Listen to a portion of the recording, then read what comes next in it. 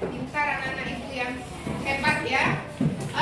Baik anak-anak ibu yang hebat, calon penerus bangsa berarti harus pintar, ya harus hebat. Minggu yang lalu kita sudah belajar tentang coding, yaitu kecerdasan artifisial ya. Hari ini kita akan melanjutkan pelajaran kita, yaitu tentang berpikir komputasional. Nah, sekarang ibu ada, coba kamu lihat di papan tulis. Pernahkah kalian memiliki masalah? Misalnya, bagaimana kalian menyelesaikan masalah apabila pensil ataupun pulpen kalian tertinggal di rumah? Meminjam, gitar, apa lagi? Beli di toko. Kalau mencuri boleh? Ya, berarti, nah itu yang kalian sebutkan tadi itu adalah salah satu menyelesaikan masalah dengan cara berpikir komputasional. Oke? Nah, sekarang ibu tanya lagi pertanyaan kedua. Bagaimana cara kamu menyiapkan semua perlengkapan kamu agar tidak tertinggal? Yang pertama apa? Buat daftar ya, buat daftar barang yang akan dibawa ke sekolah. Apa lagi? Periksa tas, apa lagi? Iya, siapkan perlengkapan pada malam hari sebelum ke sekolah. Apa lagi? Simpan semua barang di tempat yang sudah diambil. Apa lagi? Ulangi pengecekan sebelum pergi ke sekolah. Pintar anak-anakku. Nah, ternyata apa yang kalian jawab tadi adalah merupakan cara berpikir komputasional. Inilah yang akan kita pelajari hari ini, yaitu berpikir komputasional dan juga prinsip-prinsip berpikir komputasional. Nah, masalah yang ibu berikan tadi, nah kalian sudah bisa mengatasi dengan cara kalian menyusun rapi ataupun membuat daftar hingga kalian tadi bisa dilaksanakan dengan baik. Oke anak-anak ibu. Nah, tujuan pembelajaran kita hari ini adalah setelah belajar, anak-anak ibu diharapkan dapat menjelaskan berpikir komputasional. Kemudian setelah belajar dan berdiskusi dan demonstrasi, anak-anak ibu mampu mendemonstrasikan prinsip-prinsip komputasional seperti dekomposisi, pengenalan pokok, abstraksi, dan logaritma. Itu tujuan pembelajaran kita. Nah, jadi tujuannya apa itu berpikir komputasional? Berpikir komputasional itu kalau kita berpikir komputasional itu yang di pikiran kita apa? Komputer ya. Berarti berpikir secara komputer. Cara kita memecahkan masalah seperti robot atau komputer, langkah demi langkahnya harus rapi dan teratur. Agar lebih jelas, mari kita simak video berikut ini.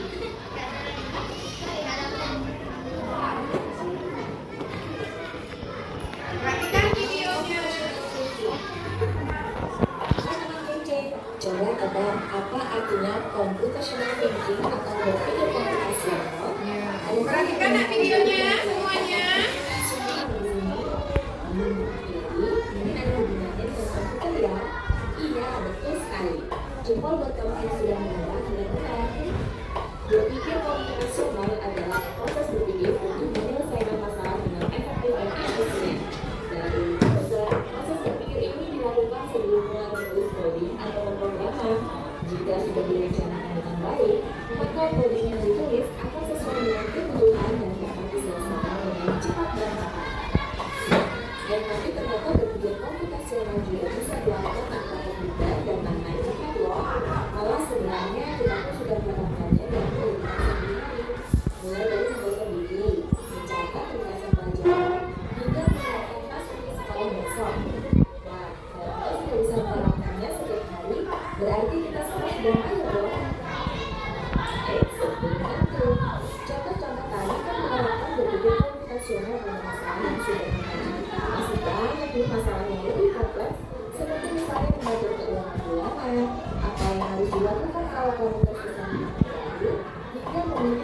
desain dan karir. Lalu yang lebih penting lagi, ketika kamu dewasa nanti, kamu akan menghadapi era industri 4 dan 5. Di sini kamu perlu pencapaian yang tepat atau dunia digital, mulai dari mencari dan membuat informasi yang telah terbuka.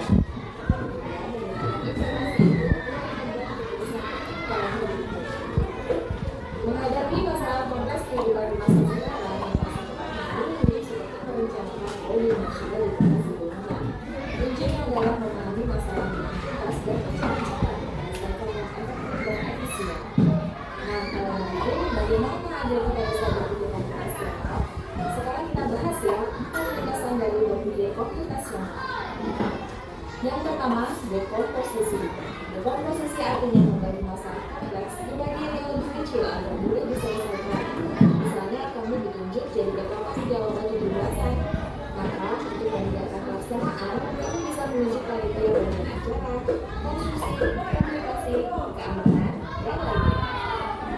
Yang kedua, pengalaman pola. Artinya mencari kesamaan dan pola di antara bagian-bagian masalah kompleks yang sudah dibicarakan.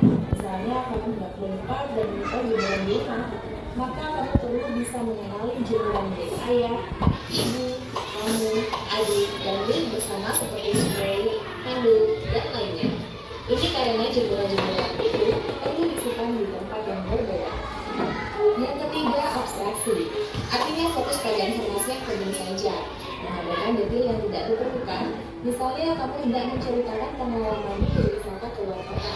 Contohnya, kamu mengalami banyak hal dari menggunakan bebas, berfoto bersama, makan di restoran, menginap di hotel, hingga perjalanan pulang. Tapi nggak mungkin kan kamu ceritakan semua kejadian dengan detail pada teman-temanmu. Pasti mereka bosan kalau kelamaan. Jadi, kamu harus mencari beberapa kejadian yang menarik saja untuk diceritakan pada teman. Yang terakhir, algoritma. Artinya membuat langkah-langkah penyelesaian atau membuat aturan yang diikuti untuk menyelesaikan masalah.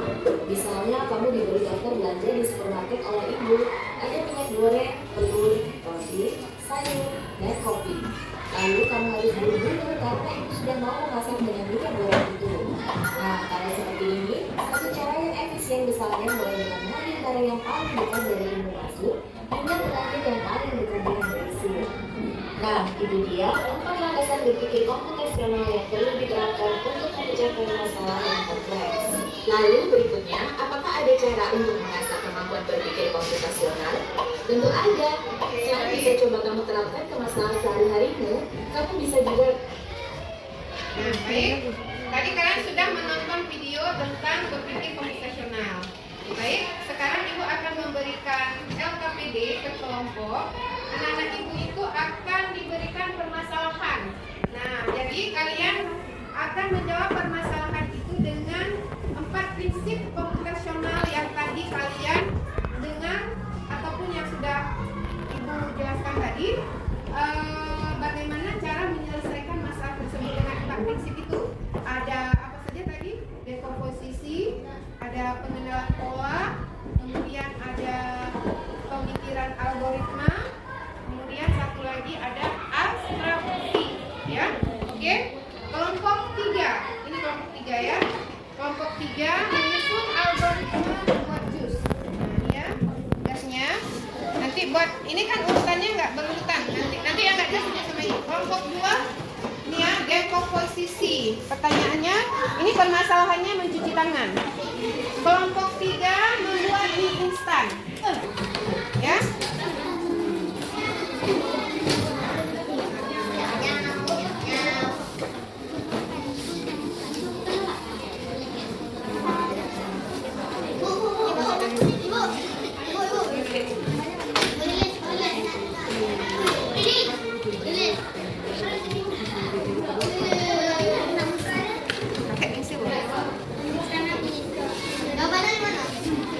Nah, kalau kelompok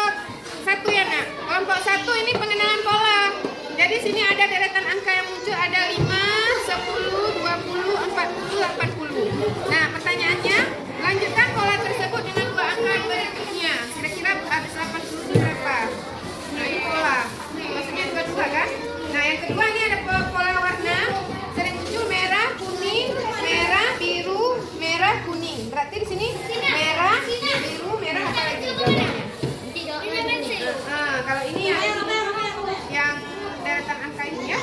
Ya, silakan kompromi dengan kelompoknya ya. Yang kurang paham nanti kompromi dengan kelompoknya. Oke. Nah, coba kerja kelompok dengan temannya yang baik ya. Kasih gak tulis.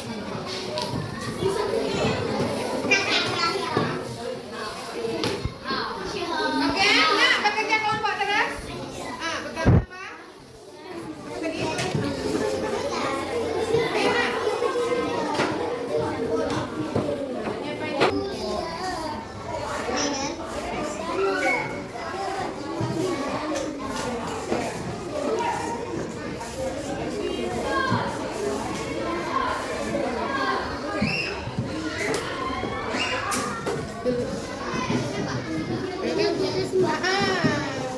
Apa gitu kupas kulitnya dulu, habis itu apa lagi kira-kira ini kan terbalik-balik nih. Apa lagi yang harus biar dia teratur, biar bisa berpikir secara komputasional dengan urutan algoritma. Nah, apa lagi?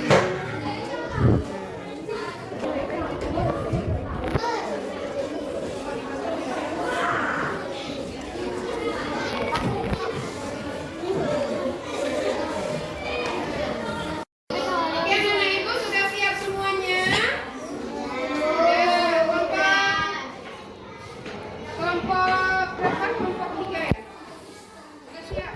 Ini kelompok berapa tadi? 1, ini kelompok 2, 3, ini kelompok 4 ya?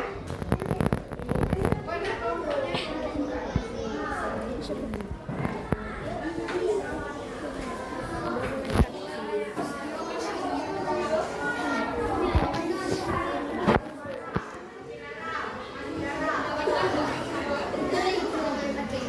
Oke, baik. Sekarang maju perwakilan kelompoknya satu orang satu. Kelompok 1, siapa yang mau baca?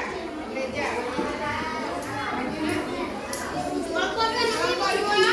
Kelompok 2. Kelompok 2 siapa?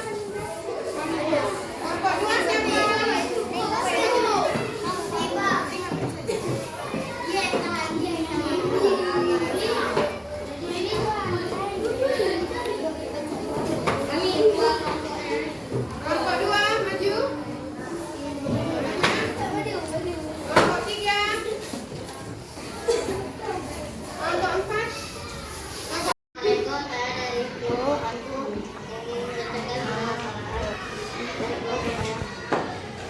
Soal pertama, perhatikan deretan angka ini. Ada 5, ada 10, ada 20, ada 40, dan ada 80. Perhatikan hal tersebut dengan dua angka berikutnya. Jawaban 160 dan pertanyaan atau selanjutnya. Jawabannya adalah B.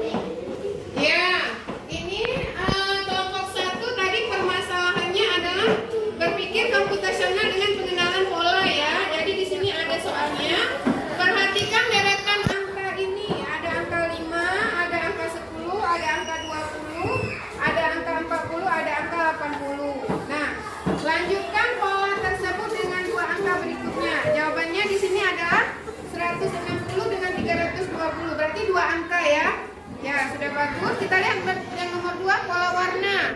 Di sini ada warna merah. Dengarkan kelompok yang lain. Di sini ada warna merah, ada warna kuning, ada warna merah, ada warna biru, ada warna merah, ada warna kuning, merah, biru, merah. Kemudian angka warna apa lagi yang muncul? Warna kuning. Nah, kira-kira sudah benar dari kelompok 1 tentang berpikir komputasional dengan pengenalan pola. Sudah benar? Ya, tepuk tangan buat kelompok 1.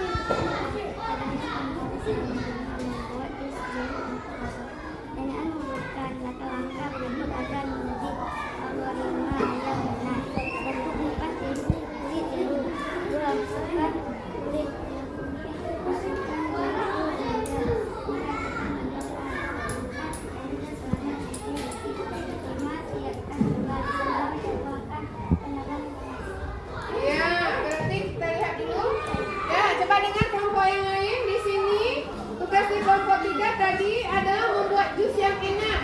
Nah, jadi dia di sini ada langkah-langkah.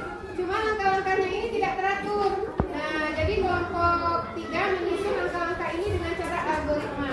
Ya, di sini ada yang langkah-langkah tidak teratur itu. Yang pertama di sini disuruh tuang dulu ke dalam gelas. Nah, setelah diurutkan dengan berpikir komputasional dengan urutan algoritma, mereka akan mengurutkan ya. Pertama kupas kulit jeruknya, kemudian masukkan jeruknya ke dalam blender, kemudian tekan tombol on ya, blender selama 30 detik, kemudian masukkan ke dalam, tuang ke dalam gelas. Ya, beri tepuk tangannya. Kira-kira sudah benar dari kelompok 3 menyusun berpikir komputasional dengan membuat jus dengan cara berurutan, sudah benar? Nah, beri tepuk tangannya. Nah, nggak mungkin ini ya, nggak mungkin kita tuangkan jusnya, jeruknya ke dalam gelas ya. Intinya kita harus kupas dulu kulitnya ya. Ya, beri tepuk tangan buat kelompok 3. Ya, sudah paham. Sekarang kelompok 4.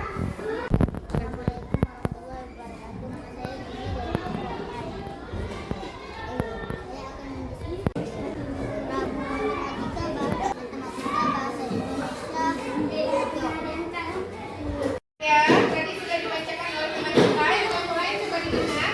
Mereka ini adalah menyusun berpikir komputasional dengan cara merancang jadwal pelajaran. Jadi di sini pelajaran hari Senin ada matematika, IPA, bahasa Indonesia. Hari Selasa ada matematika, IPS, bahasa Indonesia. Hari Rabu ada matematika, bahasa Indonesia, seni budaya. Hari Kamis ada bahasa Indonesia dan PJOK. Jumat ada agama, bahasa Indonesia. Nah, pertanyaan di sini, apa mata pelajaran yang sering muncul? Jawabannya adalah bahasa Indonesia. Ya, bagus sekali. Beri tepuk tangannya. Berarti tujuan mengambil hal yang perlunya ya. Tepuk tangannya buat 4 kelompok yang sudah mempresentasikan hasil diskusinya dengan baik. Baik, anak-anak ibu, kalian tadi sudah mempresentasikan berpikir komputasional dengan 4 prinsip. Jadi, berpikir komputasional itu juga bisa dilakukan tanpa komputer, tanpa internet. Karena sebenarnya kita sudah menerapkan dalam kehidupan kita sehari-hari. Misalnya, sebelum kalian pergi sekolah, kalian sudah mulai dari belajar diri. Kemudian mencatat buku ringkasan dan menyiapkan tas. Nah, itu salah satu ya. Telah menyusun daftar supaya tersusun rapi ya. Ada 4.